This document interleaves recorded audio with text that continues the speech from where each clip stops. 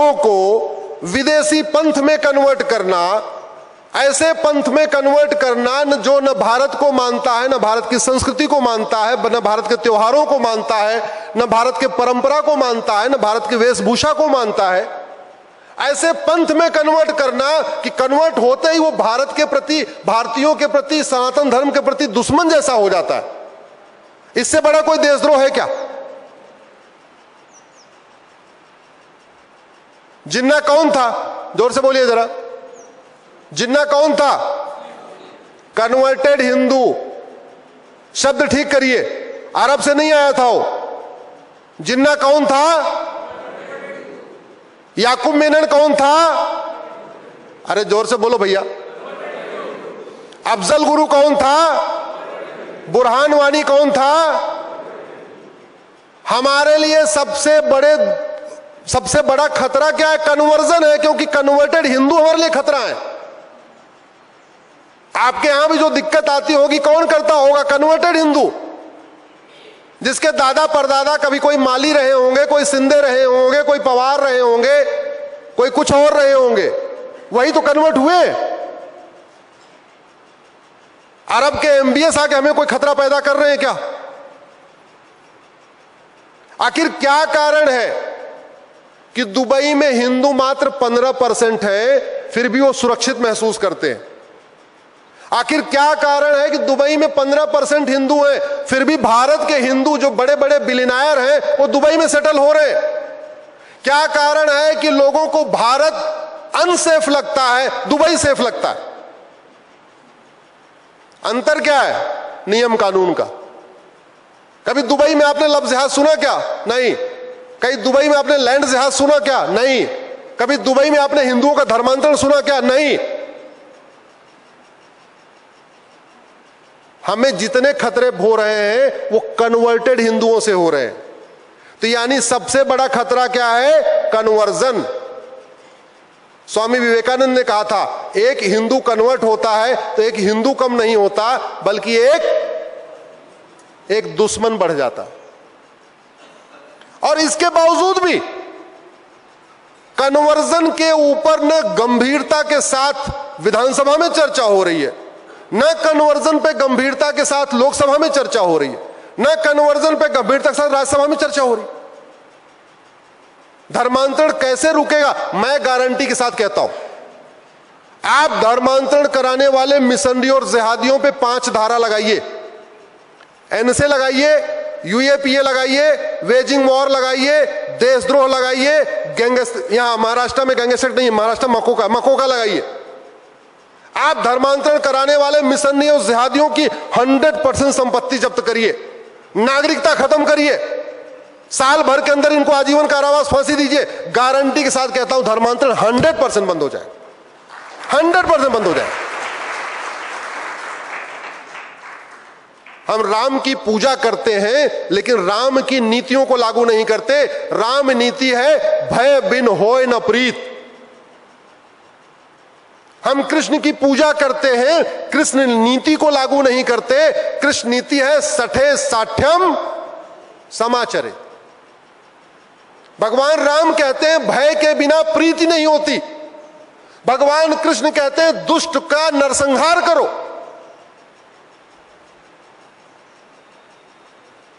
भगवान राम अयोध्या से निकलते हैं और रामेश्वरम तक रास्ते में 500 से ज्यादा राक्षसों का नरसंहार कर देते हैं। अब हमारे कथावाचक अलग कथा बताते हैं, राम रो रहे हैं, सीता माता को खोज रहे हैं, ये अरे भैया वो सब तो ठीक है, ये भी तो बताओ कि 500 लोगों को रास्ते में मारा। भगवान राम निकलते हैं अयोध्या से, प्रयाग आते हैं, संगम स्नान करते हैं, क्रॉस करते हैं चित्रकूट। चित्रकूट के बाद उन्होंने नरसंहार शुरू किया, युद्ध शुरू किया। चित्रकूट आगे बढ़ते बढ़ते एमपी से होते हुए आते हैं नासिक, नासिक में युद्ध करते हैं, आगे बढ़ते हैं आंध्रा, आगे बढ़ते हैं तेलंगाना, आगे बढ़ते हैं कर्नाटक, आगे बढ़ते हैं फिर तमिलनाडु। पूरे आप उनका रास्ता देखिए, युद्ध युद्ध युद्ध युद्ध, पूरे रास्ते युद्ध। भगवान कृष्ण मथुरा से निकलते सीधे उत्तर प्रदेश, बिहार, झारखंड, कलकत्ता, बंगाल होते मणिपुर तक जाते हैं। भगवान राम उत्तर से दक्षिण में राक्षसों का नरसंहार करते हैं, भगवान कृष्ण पूरब से पश्चिम में नरसंहार करते हैं, और जितने बचे हुए थे उनको कुरुक्षेत्र में बुला के उनका भी सफाया करवा दिया। पहले तो खुद ही मारा, और जब बच गए कहां बुला लिया? कुरुक्षेत्र में। हम न राम से सीखते हैं न कृष्ण से सीखते हैं। और वैसे भी जितने अवतार हुए थे ये धर्म की जय करने के लिए नहीं हुए थे, ये क्या करने के लिए हुए थे? अधर्म का, धर्म की, अधर्म का, प्राणियों में विश्व का। एक बात याद रखिएगा, धर्म की जय करने से अधर्म का नाश नहीं होता, अधर्म का नाश करने से धर्म की।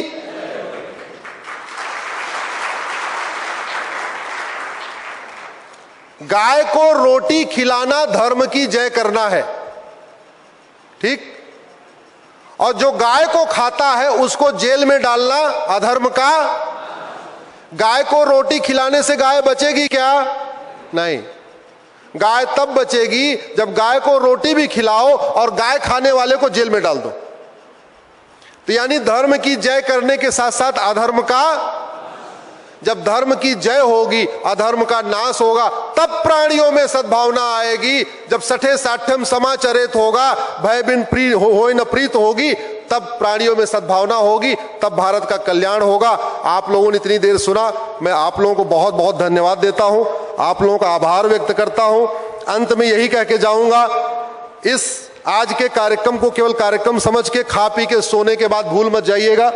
जो कुछ चर्चा हुई है थोड़ा उसको जमीन पे उतारिए, थोड़ा मिलिए, थोड़ा बात करिए, जितना इसमें आगे बढ़ा सकते हैं उसको बढ़ाइए। नहीं तो फिर मैंने कहा, अगर भारत को बचाने की जिम्मेदारी अगर केवल पॉलिटिकल पार्टियों पे छोड़ देंगे, भारत को बचाने की जिम्मेदारी केवल सांसदों विधायकों पे छोड़ देंगे, भारत की बचाने की जिम्मेदारी कुछ वकीलों पे छोड़ देंगे, तो भारत नहीं बचेगा। भारत को बचाना है, जो जैसा कर सकता है, जो ज्ञान का उपयोग कर सकता है ज्ञान का उपयोग करे, जो धन का उपयोग कर सकता है वो धन का उपयोग करे, जो जैसा वो अपनी आर्थिक शक्ति, सामाजिक शक्ति, राजनीतिक शक्ति, आध्यात्मिक शक्ति, जिसके पास जो सामर्थ्य है, जो शक्ति है, उसका उपयोग करे। और हम अभी कितने पीछे हैं इसका मैं कल का उदाहरण देता हूं। कल मैं यहां से जा रहा हूं, सुप्रीम कोर्ट में ये प्लेसा फर्शीपेट वाली पीआईएल लगी हुई है। हमारी पीआईएल का विरोध करने के लिए 40 पिटीशन आई है, 40। और कौन कौन आए हैं उसमें? 10 तो सांसद आए हुए हैं, वर्तमान सांसद, भूतपूर्व नहीं, 10 वर्तमान सांसद आए हुए, 5 पॉलिटिकल पार्टियां आई हुई हैं,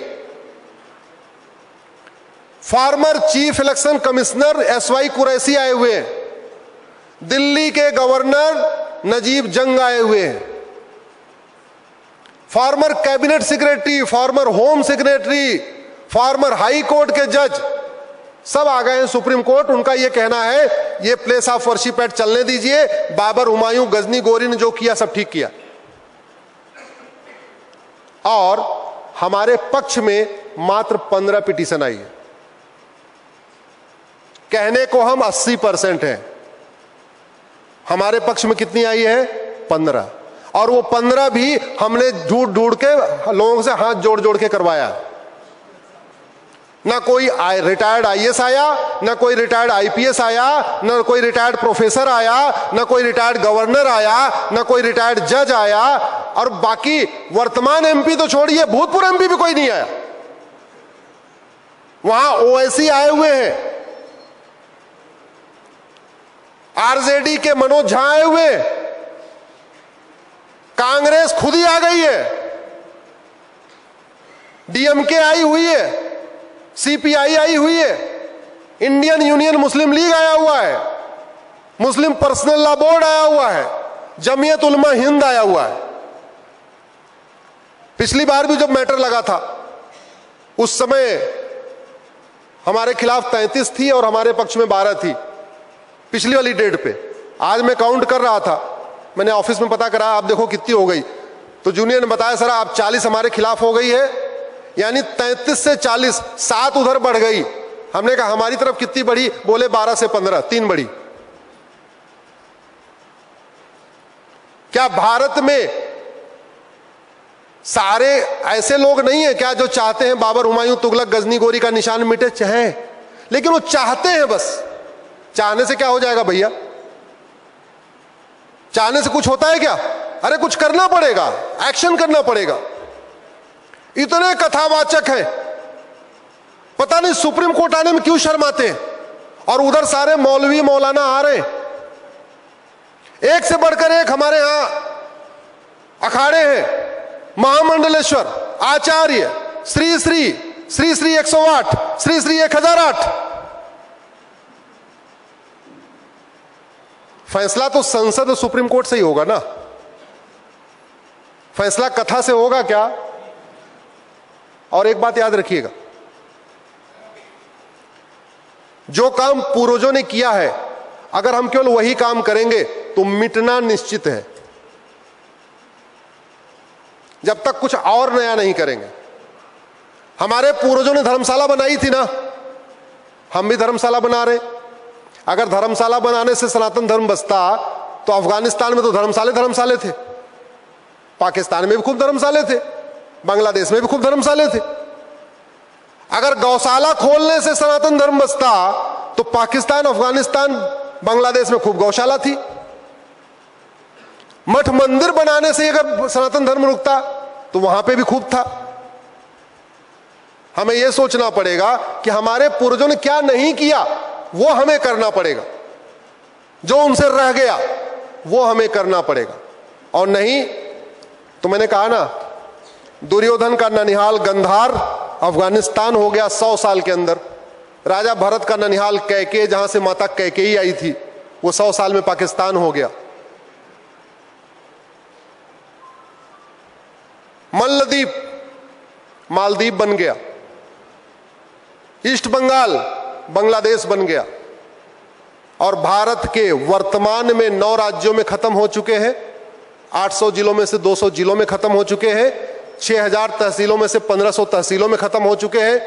और कितनी स्पीड से खत्म हो रहे हैं, अगर इसको जानना है तो एक काम करना, ये केवल मैं परभनी के लिए नहीं बोल रहा हूं, जो लोग इस वीडियो को देख रहे हैं वो अपने एरिया में ट्राई कर ले।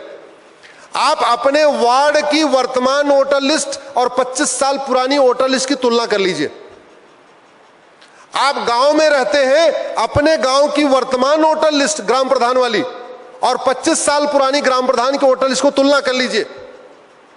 आप अपने विधानसभा की वर्तमान वोटर लिस्ट और 25 साल पुरानी वोटर लिस्ट की तुलना कर लीजिए। आप अपने लोकसभा की वर्तमान वोटर लिस्ट और 25 साल पुरानी वोटर लिस्ट की तुलना कर लीजिए। फिर आपको पता चलेगा हम लगातार घट रहे हैं, हम बढ़ नहीं रहे हैं, घट रहे हैं। और घटेंगे तो कटेंगे। जोर से बोलिए, घटेंगे तो, घटेंगे तो। और घटने का 5 कारण है: लफ्ज़ जिहाद, ड्रग जिहाद, घुसपैठ जिहाद, धर्मांतरण जिहाद और जनसंख्या जिहाद। बाकी ड्रग जिहाद पे मैं शाम को संभाजी नगर में बात करूंगा, मेरे फेसबुक से जुड़ जाइएगा, आप लोगों को वीडियो मिल जाएगा। बड़े प्लान्ड वे में स्कूल और कॉलेज में ड्रग परोसी जा रही है, हिंदू लड़के और लड़कियों को टारगेट किया जा रहा है। जितनी रेव पार्टियां हो रही हैं उसमें 100% लड़के और लड़की हिंदू ही है। उनमें नपुंसकता की दवाई मिलाई जा रही है, हिंदू लड़के नपुंसक हो रहे हैं, हिंदू बेटियां बाज हो रही हैं। तो ये एक बहुत बड़ा खतरा है। उस पर डिटेल में शाम को बात करूंगा संभाजी नगर में। आप लोग बहुत इतनी देर सुना आप लोगों ने, मैं बहुत बहुत धन्यवाद करता हूं, बहुत बहुत आभार व्यक्त करता हूं। एक बार जरा सब लोग खड़े हो जाएं, और भैया कैमरामैन थोड़ा पीछे भी दिखा देना। संसद भी चल रही है, सुप्रीम कोर्ट भी चल रहा है, परभनी की आवाज वहां तक जानी चाहिए। आपको पीछे बोलना है, हमें चाहिए आजादी। गुलामी के नाम से, गुलामी के निशान से, गुलामी की शिक्षा से, गुलामी के झूठे इतिहास से, गुलामी की कुरीतियों से,